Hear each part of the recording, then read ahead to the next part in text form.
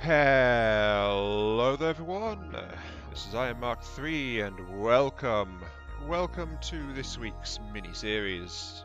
The game is, in case it wasn't clear already, Dungeon of the Endless. So we're going to survive in a dungeon of endless monsters and jazz like that for the rest of the week.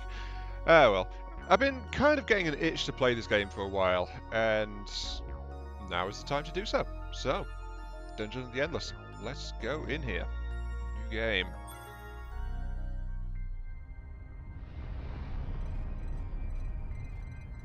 Spaceship called Success. I never actually looked at this before. Success. A penal transport. So, we are actually from a penal transport. I knew that part, but I didn't know the ship was called Success. As a hint, don't call a penal ship Success. That's just asking for trouble. Yeah, I'm going to play on easy. Got a lot of stuff. Let's see. I think playing on standard is probably what I want to do. Yeah, got to play this on standard. And I'll actually select my heroes as well. So, let's see. This hero is temporarily available during Endless Day, or survive 3 floors in a row with them. Wait, temporarily available for Endless Day? Who the hell is that? And what is Endless Day? Except Rock. I do not recognise you at all. I've never seen you before. Okay, yeah, we're going to take this guy out. He's melee. I mean, look, 000. I've never even seen this guy. He's fairly fast, fairly tough. He's got pretty good melee. Don't know what his skills are, but he's also got a decent wit score too.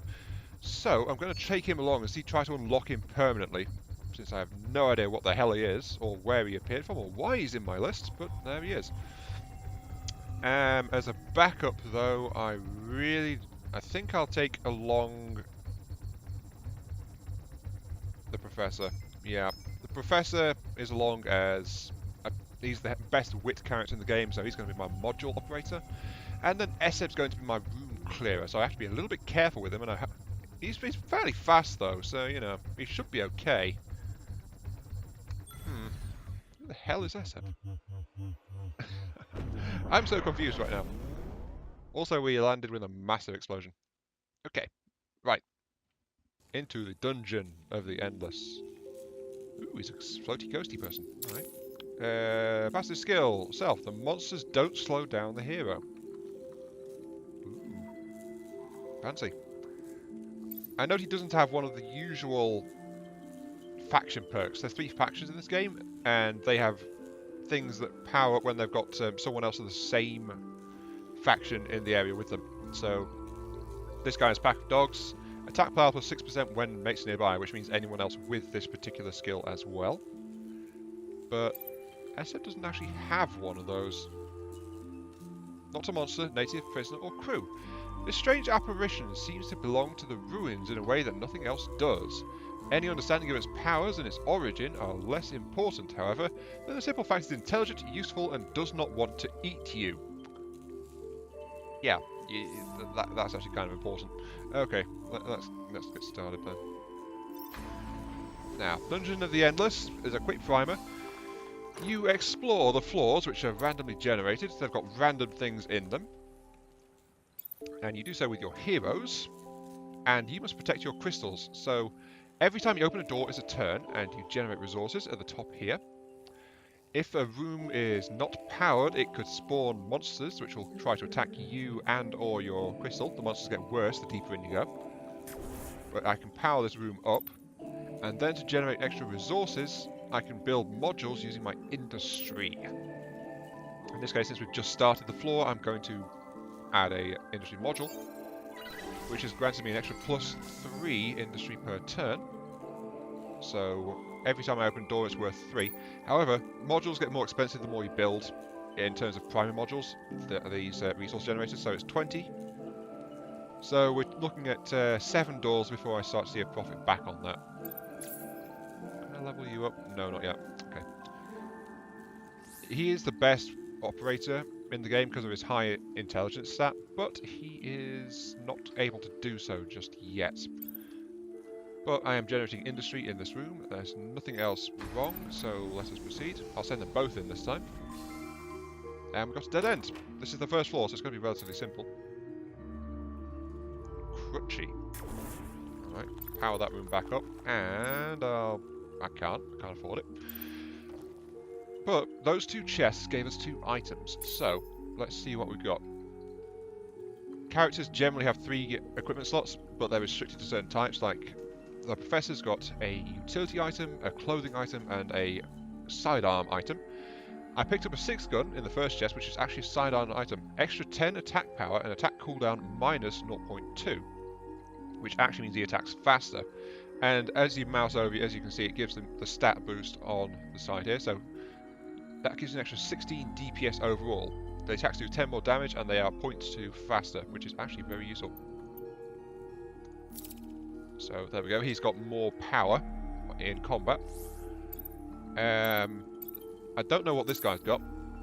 Oh, he's got sword type, so I can't actually use Crutchy. Adapted by a prisoner from a mobility aid. This cute nickname hides brutal efficiency, so they turned a crutch into an axe of... no, that's a halberd from the looks of it, actually. Oh, this guy's a 6 gun.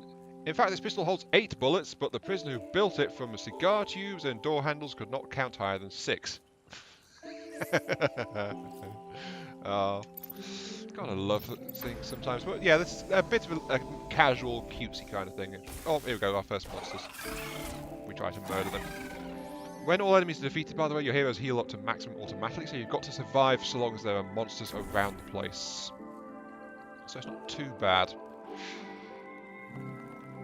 And as you zoom out, as you can see, you've got here. Now the thing is, you won't have enough power to activate all rooms at once, in general, because you slowly collect it from monsters. They drop a little bit, or you might find some when you go into a room. Right, I'm going to leave these powered off. Oh, this room is self-powered. I got 9 dust from wandering into it. No monsters spawned, which is why I retreated back to this place.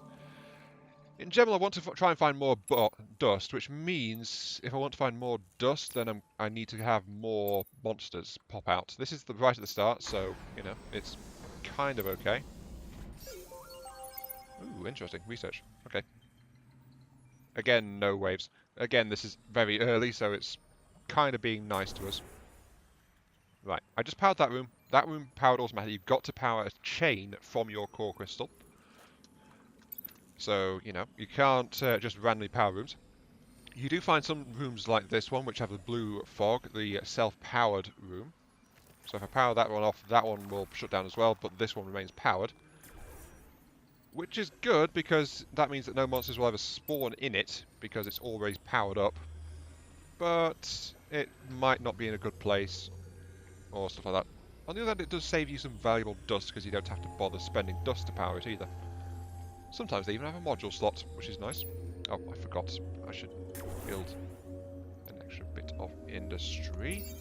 There we go. I'm kind of concerned, though later floors do get bigger as well, so you get more return on your initial investments. Right, research. This is how you improve and unlock new things as you go. These carry on floor to floor, as do your reserves of food, science, and industry. Your dust does not carry over floor to floor, though. So, dust is a per floor basis thing. So, I've got 20 science. If I tell my character to access this, I can't afford anything right now. I can reset them if I spend a bit of dust, though this gets more expensive each time I do it. But I can unlock 4 new modules. So I don't have any of these yet, so they appear at the most basic level. And Mechanical Pal is an excellent one to get. I want that. It's 35, which will take me another 8 doors to grab, so that's kind of slow.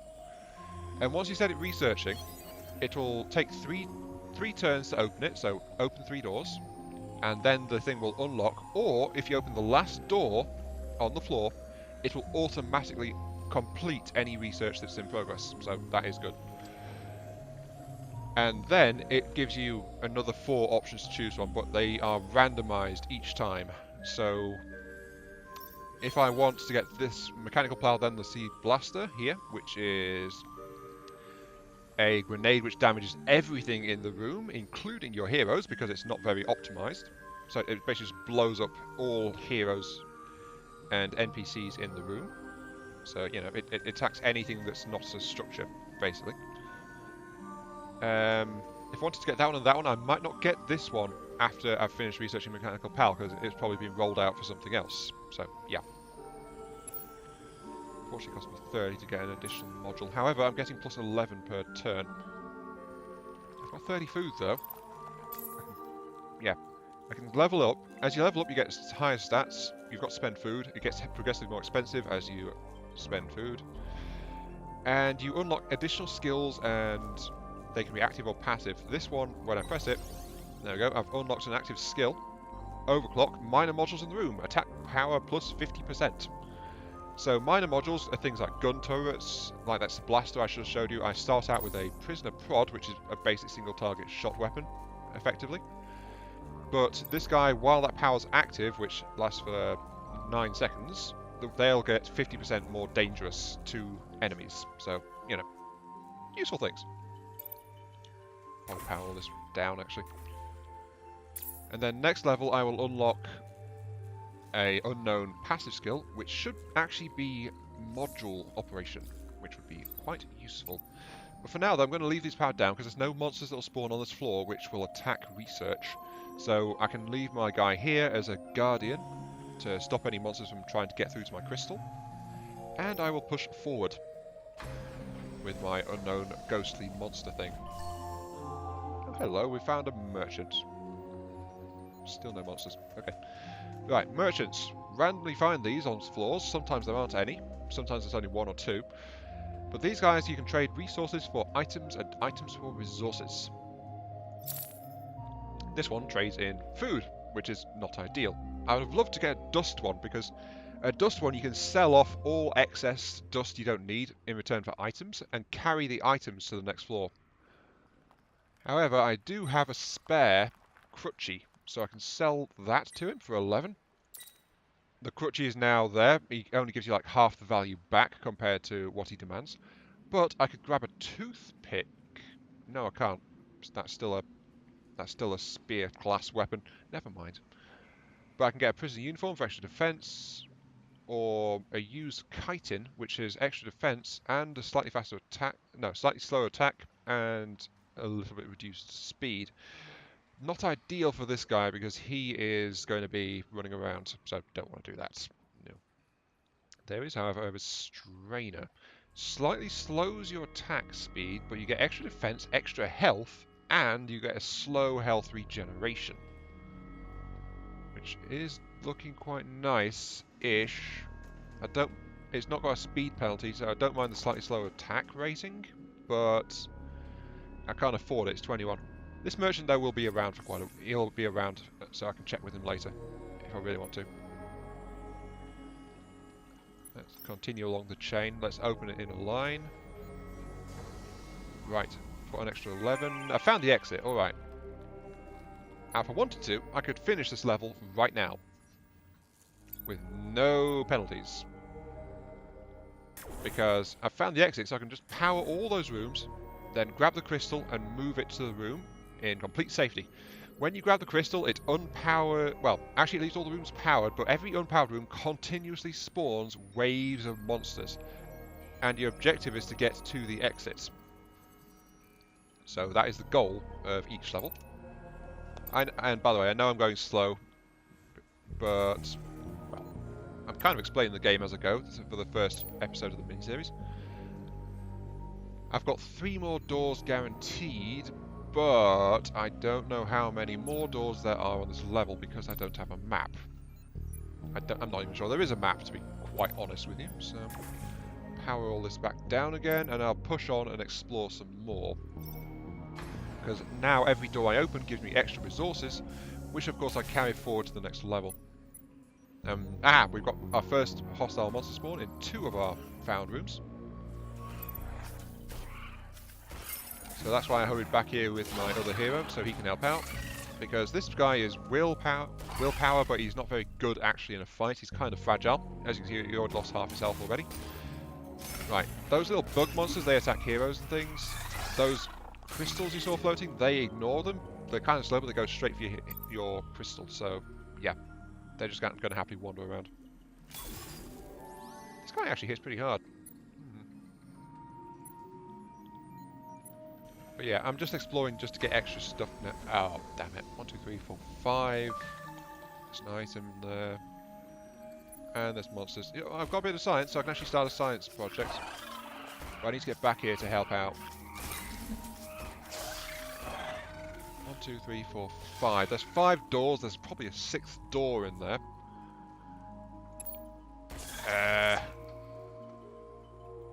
So I'm going to get at least 55 industry back, so I'll still be better off when I leave. I'm going to power this room up. And I can do several things here. I can not quite upgrade him. I'll be able to upgrade him next turn if I open one more door. What I am going to do is grab a science generator. Pop that there. He'll move into that room. And then I'm going to build some prisoner pods. These are really cheap.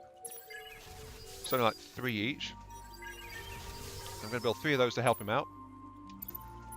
And he's going to protect that room. I can't move... I could move into this room, but it's like, why should I bother?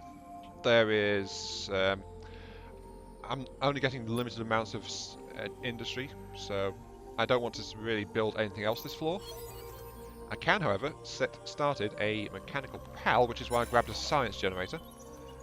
Because that is now researching, and then in 3 turns I'll be able to set something else, and I'm now getting +5 science, so, you know, helpful. Okay, that's a dead end. What's in here? Absolutely nothing. Alright. And, yep. Because there's more, it's later on, there's more stuff spawning. And we've got the prods, which are going to help out to kill things that get into this room. Which is why I put them there, just to generally help out. And as you can see, I picked up a little bit of extra dust from that. I didn't really show that before, but you get a little bit of extra dust when a monster will sometimes drop it. There are some passive skills and things which help get more dust from monsters. Like, there's one that gets extra dust if they're killed in an unpowered room. Things like that. Ah, yes, there is an extra door here. Right, so I was correcting my guess. Nope, there's nothing else. Alright.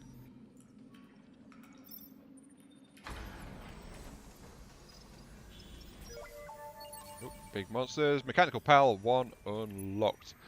Don't actually need Mechanical Pal. There's no point in doing that at this point. Not this late on in the dungeon. So come to me, monsters. I'm going to kill you all. And as you can see, because there's more rooms unlocked, there's more monsters spawning. Oh, damn it. I tried to hit the emergency heal, but I failed to do so. There was just too many monsters for the amount of defense I had. So I've already lost my first hero on the first floor. Oh no. That is so bad. I've only got this one hero left now. And that's because I was kind of... Yeah, I was trying to gamble a bit, but he was so fragile he just got himself murdered. Well. And there you go. That's kind of really hard to keep your people alive sometimes. I think I'm gonna... I've only got the one hero left, so I don't want to risk it. I've got to power this room as well, so only these rooms over here can spawn hostiles. I've got 16 science. Let's double check. But that is actually quite embarrassing. A hero lost on the first floor. It's hard to do, but it does happen. In 2 more doors, I can unlock a suppressive firebot or a Tesla module, which is actually kind of nice. Tesla modules. Tactical hence serious lacerator. Does medium damage to enemies in the room. So this one attacks anti-module monsters as its priority, which is actually kind of nice. It's a nice defensive one to try and keep your stuff alive, which can be an issue later on. By the way, I'm not completely boned, just so you know. I'm not completely boned by the fact I've just lost one of my starting heroes. It's a shame because he's, as I said, he's the best operator hero in the game, but because of that he's actually not good at combat. Now we've got a hero hunter. This one is fast and it goes after heroes. It doesn't actually care about anything else. Okay, I'm going to back off here. I'll spend some food to heal him a little bit. Yep, there we go. I need more defenses, frankly. Oh, this says it's a melee, but you can actually attack at any range. That is actually unusual. But yeah, I almost got myself killed again. So I'm going to put in some more prisoner prods to help safeguard. Quartet here, which will help barrage. And this is the tower defense aspect of this game coming to play now. Because I'm starting to invest my resources in defenses to try and hold back the scourge. Okay, right.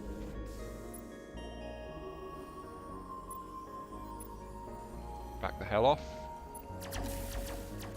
Yeah, that's the hero hunter module. Again, back off. And as you can see, he's taking quite a bit of damage trying to get through that room. So are these guys, which are the ones that will try to murder me. And yeah, that seems to be good. Okay. Now, this is the last door. It's always great if you can find 2 doors like this on either side, so then you know where the last door is. So I know this is the last door that I open this dungeon, and then this will end this particular floor. So, I'm going to access the module. I've got 34 science available. Suppressive Firebot is extra attack power to heroes in the same room. Viral Injector spreads disease, not social media alerts. Damage over time. So lose 22 hit points per second. That's a really good one early on in your defensive lineup, so that would be nice. But right now I think direct damage is probably a more important thing. So I'll grab the Tesla module. I'll power up where I can. Actually, I can't power any more rooms up. Don't have enough dust for it. But there we go, last door opens. Which will, again, check to see if it spawns a wave. And that's giving me my Tesla module. I've just realised I've actually overrun the time. So, it's okay, it fits. It fits. I'm going to power down these rooms. Power that one up. Don't need that one powered. Power those. Now then. Last check to the merchants. I know, we're at 25 minutes, not 20. I do apologise. I don't actually need the 6 gun anymore, so I can sell that one. I've got 50 food. I could buy something else in here. I could try and get something else, or I can just level this guy up a little bit. Make him more powerful in general. That said, a restrainer though looks kind of useful. It loses a little bit of DPS, but it is much more tanky. And since it's my last hero, a bit more tanky is probably a good idea. Unfortunately, I can't do anything else. So, let's see. Mechanical pal, Tesla, yep. Okay, I'm going to need to equip my new module. Sorry, new module, my new item. Do that. And, okay, now. I've got to move this crystal over here. There's no additional heroes to help protect me. So I need to try to make sure that as few things as possible will be spawning to make my life difficult. Which actually means I should put those 4 there. So I've got extra defense there, defenses here. Those defenses won't be much use because, well, actually they will. They'll intercept anything that's come past here, but they won't protect anywhere else. And that's as good as I can do it. So here we go. Crystal time. Now, you move slow when you got the crystal. Simple and brutish technology, but too valuable to leave behind. Ooh, this guy's got a high horse. But yeah, this will rapidly spawn more and more and more stuff. So I need to get to the crystal as soon as possible, especially since this is my only hero. Come along, floating apparition. Move it. Yeah, so this is again another side of the tower defense one. But I've made it to the exit room, so exits. There we go. We are through. That wasn't so... Were you playing a different game? That was awful. On the bright side, I've got plenty of resources left to do the start of the next floor, but I'm going to have to call it there because it is 25 minutes. This episode is extra long. This is Man3. Thank you very much for watching. Hope you guys enjoyed the show. And I'll catch you all some other time while I listen to the elevator music. See you all later.